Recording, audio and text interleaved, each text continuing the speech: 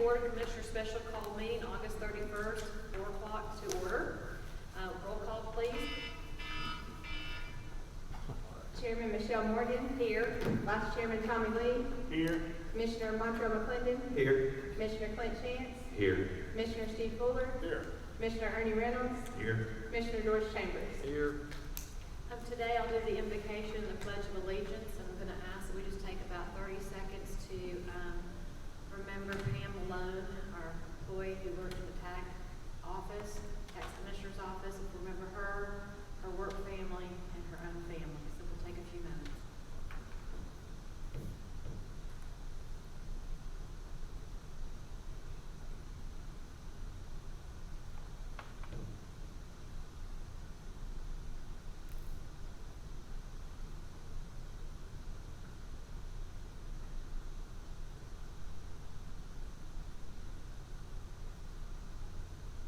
Thank you. If you'll all stand for the Pledge of Allegiance.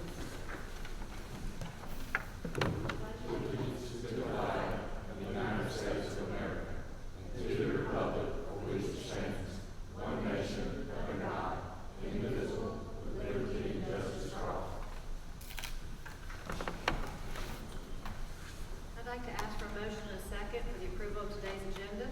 Motion. Second. Motion and a second. All those in favor? Any opposed? Vote by 7-0. Thank you. Next, we'll move into the public comments. Public comments are just that, an opportunity for the public to address the commission with any issues or concerns they may have. All remarks should be directed to the chairman and not to individual commissioners, staff, or citizens in attendance. Members of the public shall not make inappropriate or offensive comments.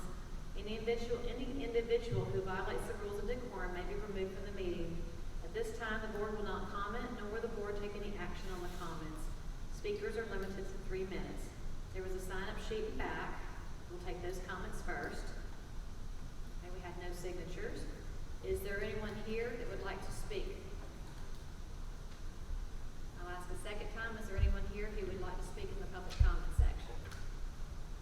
Not seeing and hearing anyone, we'll move on into the financial session. Item 7.1 is a resolution establishing the 2021 millage rates for Carroll County and the Carroll County schools, and levying the 2021 taxes for the same, and adopting the 2021 homestead exemptions. I'll ask the County Attorney Stacy Blackman to review the resolution.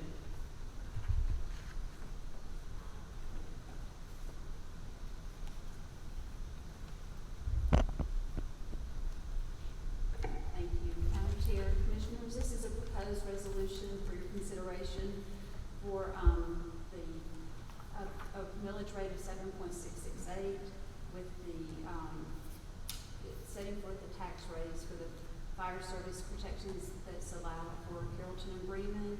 We also, as a ministerial duty, have to levy for the Carroll County School Board. That's 17.998 mills, and it also sets forth our standard homestead exemptions. At this point, I will ask for a motion and second.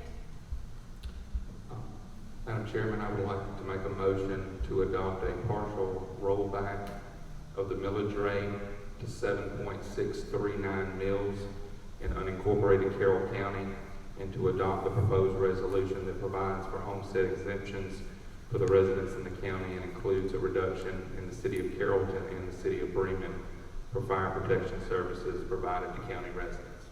Second. I have a motion and a second. Is there any discussion? Madam Chair, I would like to make a few comments. I know we have all worked hard and had many conversations about the millage rate. This particular, if the board chooses to adopt this partial rollback, this reduction would actually allow for a tax decrease to residents in the county who have a floating homestead exemption. Those that do not, that would include such things as empty land parcels or commercial businesses, or those homeowners who do not have a homestead exemption, they're looking on average at approximately a $15 increase per parcel or per taxpayer. So when you look at that, that is really phenomenal that what we're able to accomplish with this particular rate. Out of the tens of thousands of taxable parcels in Carroll County There is a healthy approximately 20,807 that are approved to receive the benefit of the homestead exemption this year.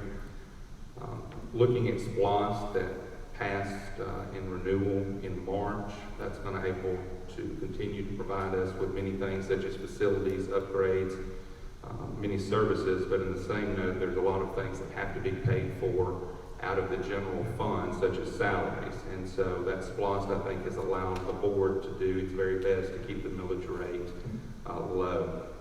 I believe this rate, if we choose to adopt it, will allow us to watch out for our citizens by decreasing their tax bill for many of them that have the floating homestead exemption. But it also is going to allow us to take in some additional income, and a lot of that is going to come from growth that we've seen in Carroll County. So to me, it's the best of both worlds, and that additional revenue that we're going to take in from the growth that we've realized is going to allow us to continue to take care of our employees in public safety and the things that we need to move forward with Carroll County. Very briefly, the tax assessor's office obviously sets property values.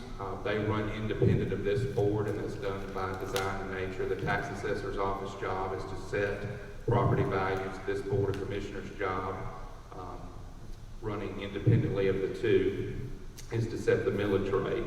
And if you're selling your property, you probably like the tax assessor's office right now, and if you're not selling it, you may say that you don't like it. But I think it's important to bring up that the Department of Revenue and Audits from the state of Georgia continually do audits and check the tax assessor's office, and they are running within the parameters that are required by law. So I think they are doing their due diligence and doing a fair job there. They have to adjust according to the market. They can't just say, well, you know, the market's up by 20%, 30%, 40%, we're going to leave things the same. So I'm not here to put a plug in for the tax assessor's office, but I think I want to explain the differences between the two entities and our roles, and that based on the Department of Audits and Revenues at the state of Georgia and their due diligence, it seems that the tax assessor's office has done a very good job in being as accurate as they can. I want to conclude by talking about the floating homestead exemption. Some of you may have heard me talk about this before in years past. Others may have no idea what that is. So if you look at your tax bill, some residents could have as many as 3 line items. You could live in a city, so you have a municipal tax. If you're 65 years or under, you are paying probably a school tax. And then obviously you're paying the county commission tax as well. So the floating homestead exemption that I'm fixing to discuss only applies to the Carroll County Commission portion, and that is by design that passed the state legislature. So when it passed, it was originally discussed in 2001. In 2002, it passed the state legislature. In 2003, it went into effect only for your county commission portion. So from 2003 moving forward, if you applied for the homestead exemption, you were locked in to your property's value at that point in time. So moving forward, assuming from 2003 at any point in time moving forward when you applied for that and were approved and you were locked in, assuming you did not add any substantial improvements to your property, such as a pool, such as building a garage, such as building onto your home, your value was locked in. So for example purposes only, let's say in 2003, you purchased your home for $100,000. And let's say today, due to the market inflation, that home is worth $225,000. And you're going to see that on your tax bill that that's what the value of the property is rated at. But you're only going to pay on the original amount of the $100,000 or 40% of that. So you're going to take 40% of the original $100,000 times the millage rate. And so that was the design of that that was put into place into the state legislature. Again, that does not apply to the municipalities, and it does not apply to the school board. One more example, let's say the same scenario, let's say you added a pool. So you had $100,000 starting value on your home, you added a pool that was worth $20,000. So, and then the fair market value, let's say altogether today is worth $250,000. you're only gonna pay 40% on the original 100,000 plus the cost of the improvement, which was 20,000. So you're only paying 40% times $120,000. So when you go back and look at your bill and really go down through there, even though your property value may have gone its value substantially higher, if you have that homestead exemption, that is a built-in safety net for you. I will say, we've kind of joked about this before, it kind of is a handicap for the county, and I don't begrudge it, but everything has gone up for us as well. Fuel, asphalt, pickup trucks, everything that we do here as a county, just like your home budget has gone up, ours has gone up as well. So I want to commend the chairman and the administration. I want to commend all of our department heads, especially Ms. Cersei and her team in finance. I want to thank Ms. Lee in human resources, who works with the numbers as well, and all of our department heads who are doing a phenomenal job, our attorneys, and this board that has worked very collectively together. There's many times we may disagree on things, but I think we always come back together and try to do what's right for the county. And I consider everyone here a friend, even though we may disagree at times. I know that was a mouthful, but I'm hoping those that are listening at home will go back and check your tax bill. I really feel good about this millage rate, that we're providing a decrease for those who have the floating homestead, but we've still got some additional revenue coming in to try to take care of what we've been trying to continue moving forward. Public safety, all of our employees, 600 plus employees in the operations and business of the county. With that, I'll yield back, Madam Chairman. Thank you. I'd like to also make a comment that none of us took this property tax assessment lightly, and we've had many hours of discussion behind the scenes about it individually and collectively. I guess I am glad that Carroll County is very frugal, and I consider myself, as well as my fellow commissioners, to be rather hawkish as far as the budget, and I especially with property taxes like to be as minimal as possible, being a rural landowner and paying a good bit. I do want to second Commissioner Chance's comments and say that I do think we have done a good job keeping the budget at a frugal standpoint, as well as our department heads maintaining their budgets frugally and watching expenses. Some of the telltale things that spoke to me, I'm good at, or like to have benchmark data. And one thing that's good for me is certain benchmarks. And the one that is telltale to me the most is that Carroll County's per capita budget amount is $492.61. So about $490 per capita, compared to Coweta County's budget, which is $732 per capita, compared to Hurt County's budget, which is $1,006 per capita. And then you have Haralson County at 427, so we're not much higher than Haralson County, and we're significantly lower, about half of Coweta and Hurd.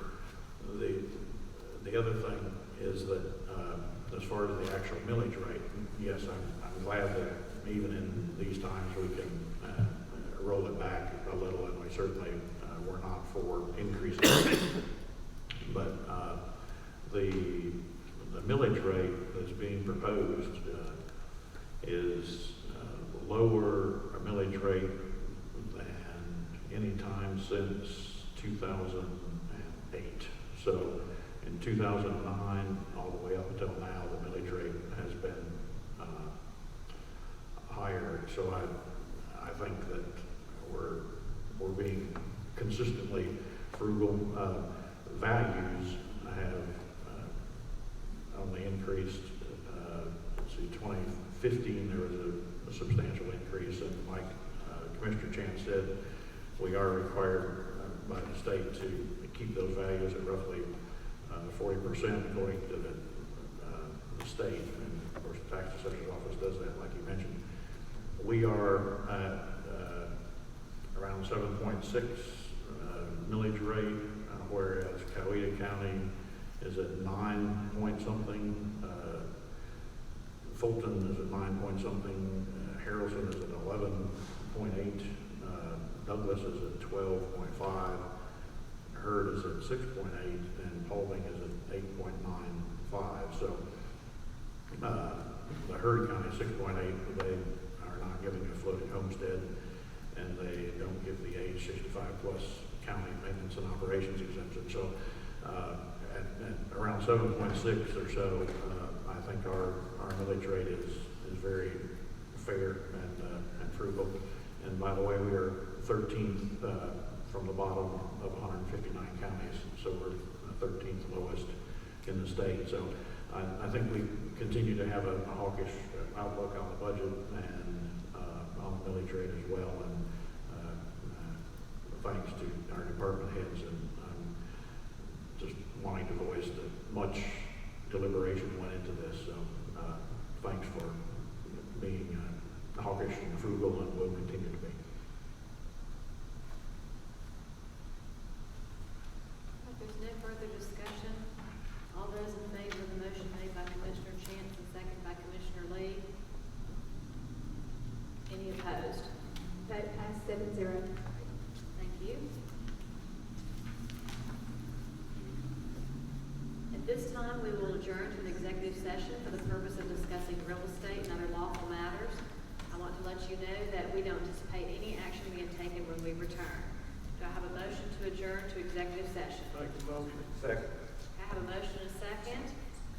All those in favor? Any opposed? Vote passed 7-0. All right, thank you.